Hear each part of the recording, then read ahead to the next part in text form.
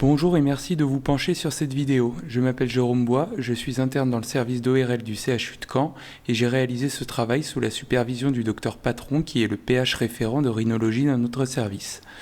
Le but de ce travail est de fournir une base aux internes en formation concernant la chirurgie endonasale. Ce travail est réalisé dans le cadre de ma thèse.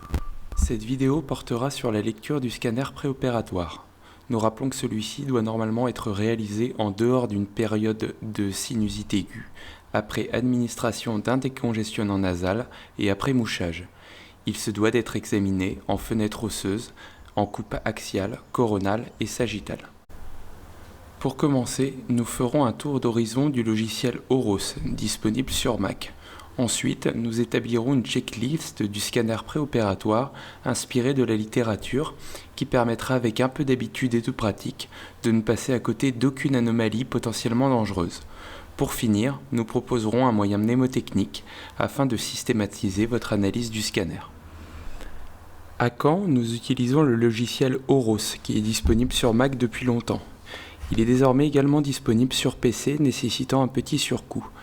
Ce logiciel permet d'importer des DICOM issus de CD ou par le cloud, de les enregistrer sur votre ordinateur et ainsi de procéder à la checklist préopératoire dès que vous le souhaitez. Il est souvent bien plus rapide et intuitif que les différents logiciels de l'hôpital ou bien des viewers fournis avec le CD. Une fois les images chargées, il est possible de traiter chaque image avec la fenêtre souhaitée, la coupe souhaitée, de synchroniser les différentes coupes, de réaliser des fusions IRM éventuellement, de mesurer des distances. Beaucoup de tutoriels sont disponibles sur Internet afin de développer ces capacités sur le logiciel. Sous réserve d'avoir un ordinateur assez puissant, il permet également de réaliser des reconstructions 3D. Nous allons maintenant vous proposer une checklist complète pour la lecture d'un scanner préopératoire. Bien sûr, certains items sont spécifiques d'une région chirurgicale, mais pour s'entraîner, nous conseillons de toujours réaliser l'ensemble de la checklist. Cette checklist a été inspirée par plusieurs articles dont les liens seront donnés à la fin de cette vidéo. Commençons par le premier élément de la checklist, le septum nasal. Celui-ci est analysé grâce à une reconstruction MPR pour avoir l'ensemble des coupes disponibles. Le but de son analyse est d'évaluer l'intérêt d'une septoplastie, soit seule ou avant une intervention chirurgicale, par exemple au niveau du sphénoïde. Le but est également de repérer une déviation ou un éperon qui serait à l'origine d'un conflit osteo-méatal. Le cornet moyen s'analyse principalement sur une coupe coronale. Il permet de repérer sa zone d'insertion, de repérer un éventuel trouble du drainage du méa moyen en rapport avec celui-ci. Par exemple, si la courbure du cornet est inversée ou alors en présence d'une concha bullosa. Ce cornet moyen représente également un énorme intérêt lors des chirurgies de reprise. Parfois, sa partie antéro-supérieure reste le seul moyen de repère possible, par exemple après des multiples chirurgies dans le contexte d'une rhinosinusite avec polype. Dans le cadre d'une méatotomie moyenne, l'analyse de l'inciforme est essentielle. On se doit de repérer sa zone d'insertion au niveau du cornet moyen, de la lame papyracée ou bien de la base du crâne. Son insertion détermine également la voie de drainage du sinus frontal de manière latérale ou médiale en fonction de son insertion. Le but de cette analyse est d'éviter une pénétration dans l'orbite. Il est primordial de bien analyser le complexe osteo-méatal avant une chirurgie type méatotomie moyenne. Ce complexe compose la voie de drainage du sinus maxillaire qui peut se décrire en 5 parties. Le système bullaire correspond à la limite supérieure de cette voie, l'inciforme à sa partie médiale. Le drainage, lui, s'effectue de l'ostium vers le hiatus semilunaire pour se terminer au niveau du méa moyen. Il est important sur les coupes de scanner de vérifier l'absence ou la présence d'une cellule de Haller. Celle-ci modifie les repères chirurgicaux puisqu'elle est collée à l'orbite. Il ne faut pas hésiter à jouer avec le contraste car sa paroi osseuse peut parfois être très fine. Le but de l'analyse du complexe osteo-méatal est de repérer l'origine du conflit avant la réalisation de la chirurgie. On peut également essayer de repérer le méa accessoire afin d'améliorer le drainage post-chirurgical.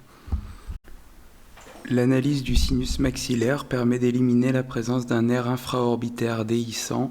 Elle recherche un septum intersinusien qui pourrait compromettre une chirurgie de drainage du sinus maxillaire et elle peut mettre en évidence un sinus hypoplasique ou un silent sinus.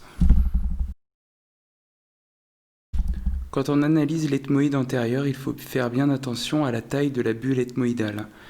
Celle-ci est censée être la plus grande cellule de l'ethmoïde antérieur. Si celle-ci est hypoplasique, on est donc à risque de brèche orbitaire.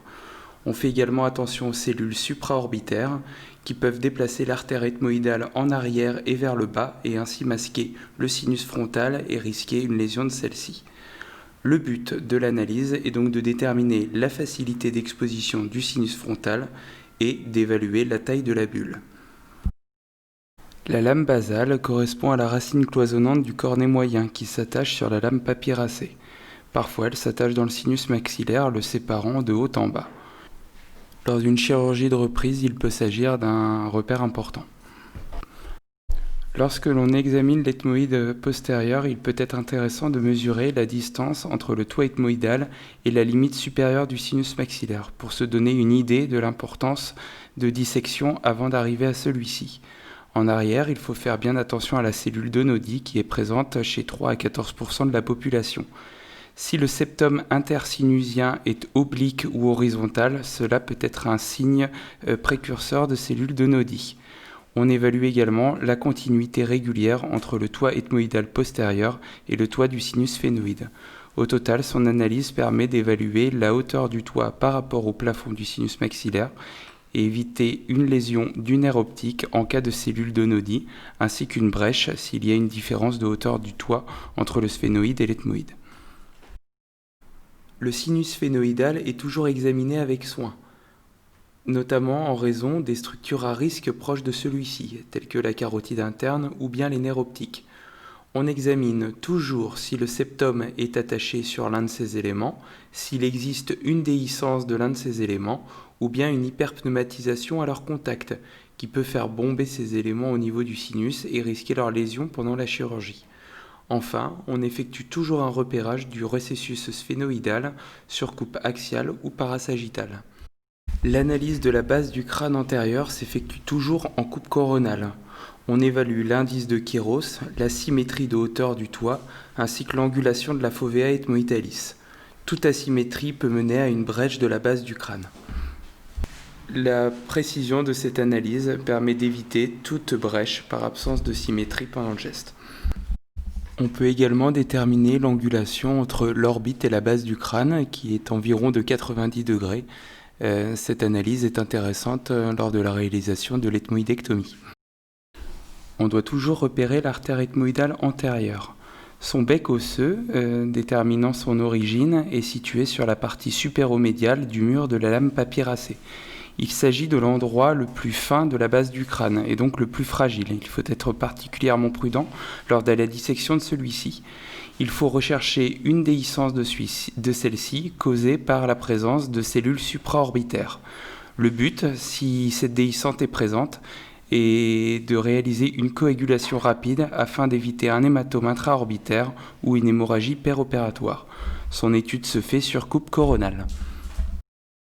L'analyse de la lame papyracée se doit d'être particulièrement attentive. Il faut faire attention car il y a moins de volume de graisse en postérieur. C'est donc là qu'on a le plus de chances de léser le muscle droit interne lors de la chirurgie. Il faut bien vérifier que la lame papyracée est dans le prolongement, au niveau de l'axe vertical, de la paroi médiale du sinus maxillaire. Il existe des déhiscences avec ou sans corticale osseuse. Le but est bien sûr d'éviter une brèche orbitaire et surtout des lésions musculaires péropératoires. Elle s'analyse en coupe coronale et axiale. Poursuivons avec la zone de drainage du sinus frontal. Il faut évaluer la taille du bec frontal pour évaluer la nécessité d'un fraisage de celui-ci dans une pathologie de drainage. On repère également le sablier qui permet de déterminer la voie de drainage à la recherche d'une sténose qui pourrait expliquer la pathologie rétentionnelle. La cellule d'Ager nazi est présente chez 93% de la population. Il s'agit de la cellule ethmoïdale la plus antérieure. Souvent, elle est la clé pour le repérage de l'ostium du sinus frontal, car elle forme la partie bombante antérieure au niveau du récessus. Sur la coupe coronale, elle est juste en dessous du bec frontal.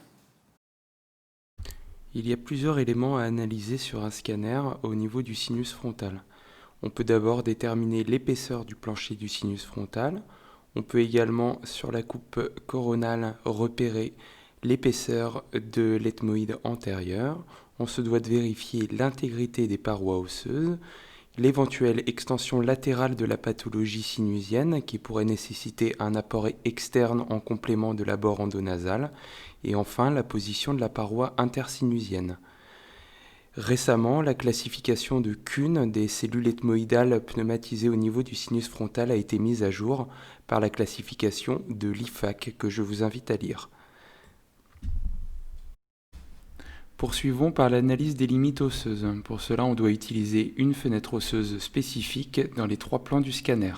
S'il y a un doute sur un processus expansif, bien sûr, il faut réaliser une IRM. On recherche un remodelage osseux, une hyperostose ou bien des signes de destruction osseuse. Enfin, on analyse les tissus mous périphériques afin de ne pas passer à côté d'une anomalie évidente de ceux-ci. Il ne faut pas rester focalisé sur le sinus uniquement. On doit toujours garder une vue d'ensemble. Je vous propose pour finir un moyen mnémotechnique pour ne rien oublier lors de la lecture d'un scanner préopératoire.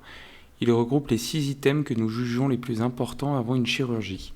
Il correspond à une adaptation francisée du concept CLOSE publié par l'équipe de radiologie de Sacramento. Il s'agit du mot coupe au pluriel qui fait référence bien sûr aux coupes de scanner que vous étudiez. Le C pour lame criblée. Il doit toujours vous faire penser à rechercher une déhiscence du toit ainsi qu'à évaluer le kéros. O pour la cellule d'Onodi. Son existence expose à des lésions traumatiques du nerf optique pendant la chirurgie. U pour inciforme. On regarde toujours son attache supérieure pour éviter une atteinte orbitaire ou une brèche du toit. P pour lame papyracée. Il faut toujours rechercher une zone de déhiscence de celle-ci. E pour artère ethmoïdale antérieure, on se doit de repérer sa continuité ou non avec le toit et donc le risque de déhiscence et de plaie péropératoire. Et enfin S pour sphénoïde, il faut toujours éliminer une déhiscence de l'artère carotide interne ou du nerf optique dans ce sinus. Je vous remercie de votre attention, ce travail comporte d'autres vidéos que je vous invite à regarder. Si vous le souhaitez, un guide de dissection de chirurgie endonasale est à votre disposition sur le site orl-chu-caen.fr.